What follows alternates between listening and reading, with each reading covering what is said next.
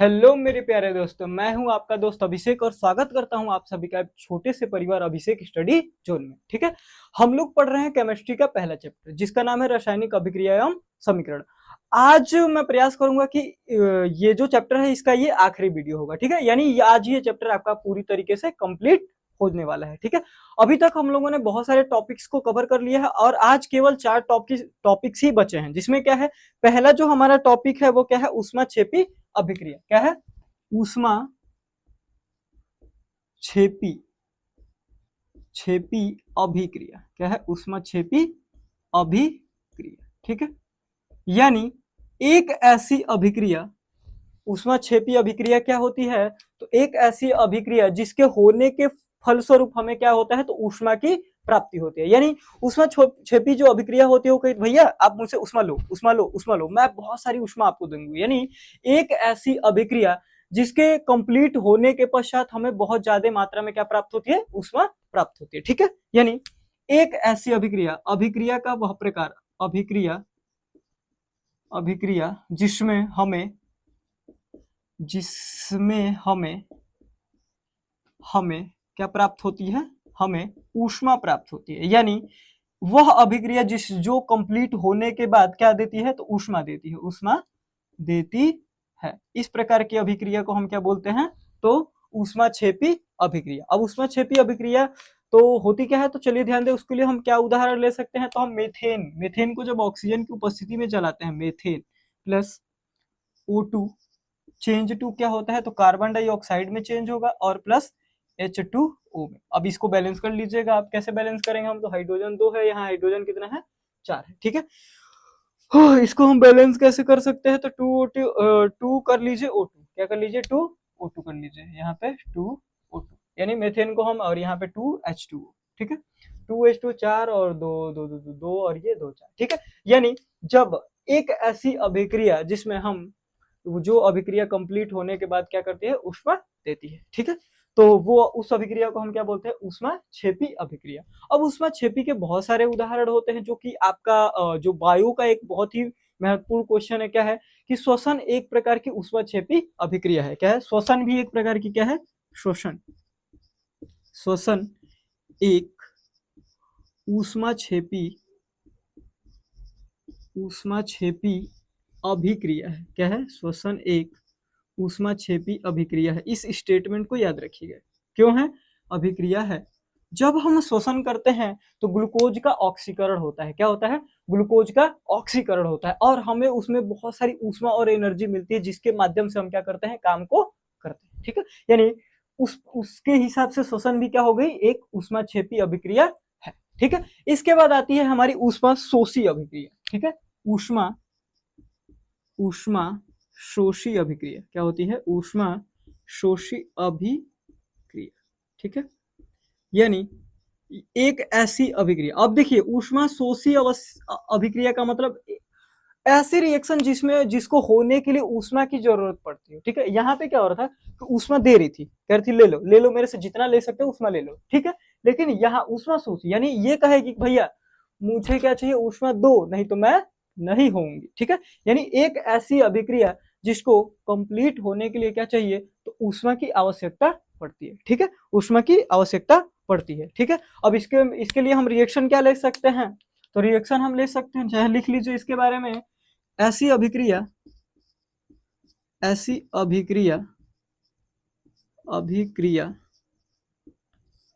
जिसको होने के लिए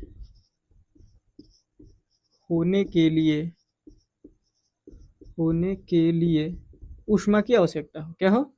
ऊष्मा ऊष्मा की आवश्यकता आवश्यकता हो। ठीक है, आवश्यकता हो, यानी एक ऐसी अभिक्रिया जिसमें क्या हो, ऊष्मा की आवश्यकता हो, उसे हम क्या बोलेंगे, ऊष्मा शोषी। और ऊष्मा छेपी किसको बोलेंगे, ऐसी अभिक्रिया जिसमें ऊष्मा क्या हो, निकले। ठीक है, तो हम क्या बोलेंगे उसको, ऊष्मा छेपी अभिक्रिया। और जिसमें ऊष्मा की आवश्यकता हो रही है उसको हम क्या बोलेंगे, ऊष्मा शोषी अभिक्रिया। ठीक है, यानी हम रिएक्शन क्या लिख सकते हैं, तो रिएक्शन लिख सकते हैं 2Hg2O प्लस ऊष्मा। देखिए इसमें क्या हो रही है, ऊष्मा की आवश्यकता हो रही है, चेंज होगा तो Hg प्लस ऑक्सीजन गैस। अब देखिए इसको बैलेंस कर लेंगे हम कैसे, तो यहाँ पे क्या कर लेंगे, 2Hg। नहीं 4Hg होगा ना यहाँ पे, 2Hg, सॉरी यहाँ पे 2 नहीं होता है, यहाँ पे क्या होता है O, ठीक है।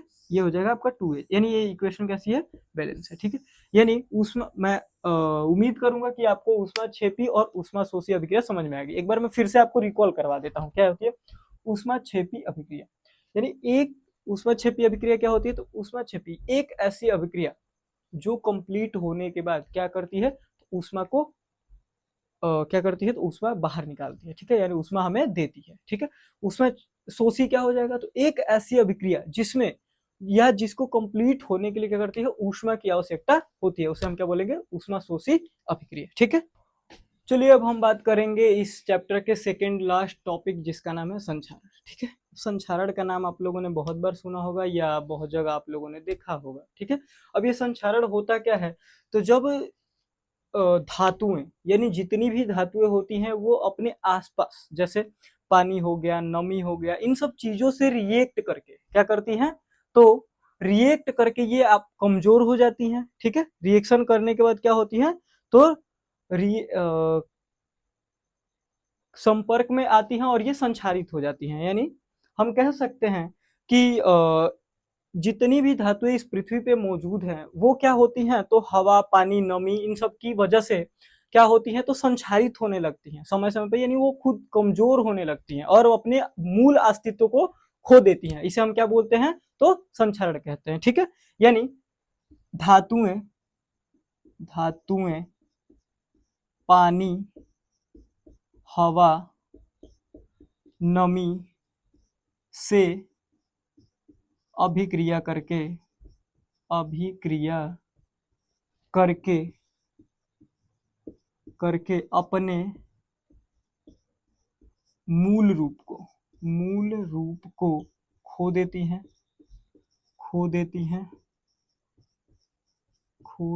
हैं और संक्षारित हो जाती हैं,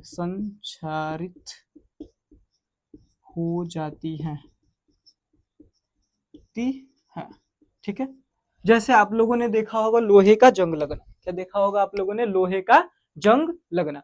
बहुत सारे जब हम लोग देखते हैं कि हमारी मम्मी लोग क्या पहनती हैं, तो जो चांदी का आभूषण पहनी रहती हैं, तो कुछ समय के बाद वो काला दिखने लगता है। या आप लोगों ने तांबा के बर्तनों को हरे कलर का होता हुआ देखा होगा, तो ये क्या होता है, तो ये होता है संक्षारण। यानी वह इस प्रकृति में जो भी जलवाष्प हो गया, नमी हो गया, पानी हो गया, हवा हो गया, इन सब से वो क्या हो जाता है, तो रिएक्शन करता है और अपना मूल अस्तित्व खो जाता है। और जब ऐसा इन लोग, जब संक्षारण की प्रक्रिया होती है ना, तो इसमें क्या होता है कि जितनी भी जो भी धातुएं होंगी वो क्या होने लगती है, कमजोर होने लगती है, ठीक है। अब ये होती क्यों है, तो नमी के कारण। क्या होती है, नमी के कारण। यानी हम पूछेंगे कि अगर ये किसके कारण होती है, तो नमी के कारण। किसके कारण होती है, नमी के कारण। और ऑक्सीजन से अभिक्रिया करके, किसके, ऑक्सीजन से भी अभिक्रिया करती हैं, ऑक्सीजन से अभिक्रिया, ठीक है।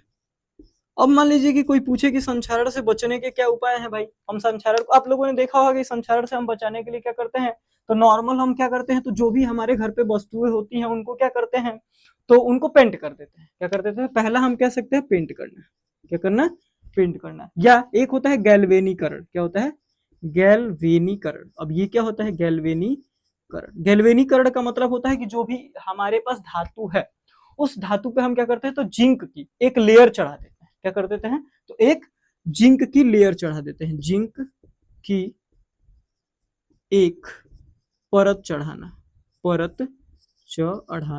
ठीक है। कोई दिक्कत यहां तक, चलिए।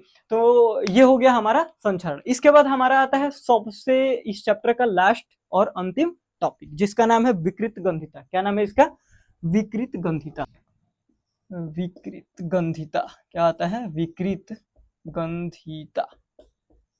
अब ध्यान दीजिए, ये विकृत गंधिता होता क्या है, विकृत गंधिता क्या होता है, तो विकृत गंधिता, जैसे आप लोगों ने देखा होगा कि हम बहुत सारे तैलीय और वशीय पदार्थों का उपयोग करते हैं। क्या करते हैं, तैलीय और वशीय पदार्थों का उपयोग करते हैं। अब ये जितने तैलीय और वशीय पदार्थ होते हैं, ये क्या होते हैं, तो अगर हम उन लोग को बहुत समय, ज्यादा समय तक रख देते हैं, तो क्या होते हैं, खराब हो जाते हैं। या उनका क्या हो जाता है, तो उनका स्वाद भी परिवर्तित हो जाता है, ठीक है। और साथ में क्या परिवर्तित हो जाता है, तो उनका स्वाद परिवर्तित होता है। और वो विकृत गंध यानी उनकी गंध भी परिवर्तित, जैसे आप लोगों ने देखा होगा कि हम कोई सब्जी अगर सुबह में बनाते हैं और उसको हम शाम तक ऐसे रख दे तो क्या होता है, शाम को वो उसका गंध जो होता है वो बदल जाता है। तो क्या करते हैं कि ये जो विकृत गंधिता होती है उसको हम कहते किसको हैं, तो विकृत गंधिता ये होती है कि जो भी खाद्य पदार्थ या वर्षीय या तैलीय पदार्थ हैं वो इस वायुमंडल में उपस्थित ऑक्सीजन के साथ अभिक्रिया करके ये लोग क्या हो जाते हैं, तो उपचयित हो जाते हैं। क्या उपचयित होते हैं, और जब ये उपचयित होंगे तो इनका गंध और स्वाद क्या हो जाएगा, परिवर्तित हो जाएगा। यानी तैलीय या वशीय पदार्थ, तैलीय या वशीय पदार्थ पदार्थ जब उपचयित हो जाते हैं, क्या हो जाते हैं, उपचयित उपचयित हो जाते हैं तब इनका स्वाद एवं गंध परिवर्तित हो जाता है। क्या हो जाता है, परिवर्तित हो जाता है।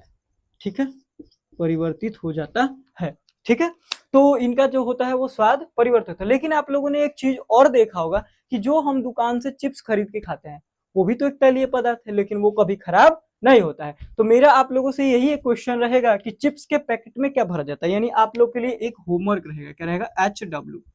चिप्स के पैकेट में, चिप्स का पैकेट कैसा होता है, तो बहुत फुला होता है, यानी चिप्स के पैकेट में कौन सी गैस भरी जाती है, पैकेट में कौन सी गैस भरी जाती है, कौन सी गैस भरी जाती है, ये आप लोगों का क्या है, भरी जाती है। ठीक है, चिप्स के पैकेट में कौन सी, ये आप लोगों का क्या है, होमवर्क है। मैं आशा करता हूँ कि आप सभी लोग इसका जवाब जरूर कमेंट में मेरे को देंगे। ठीक है, तो मेरे तरफ से ये जो आपका चैप्टर है जिसका नाम था रासायनिक अभिक्रिया एवं समीकरण, ये कंप्लीटली रूप से समाप्त हो चुका है। अगर आप लोगों को किसी भी डाउट में कोई, अरे सॉरी, किसी भी टॉपिक में आपको कोई भी डाउट होता है तो आप मुझे कमेंट जरूर करिए और पूछिए कि भैया ये क्या होगा, या आपने ये टॉपिक छोड़ा है। ठीक है, मैंने परीक्षा की दृष्टि को से सारे के सारे टॉपिक्स करवा दिए हैं।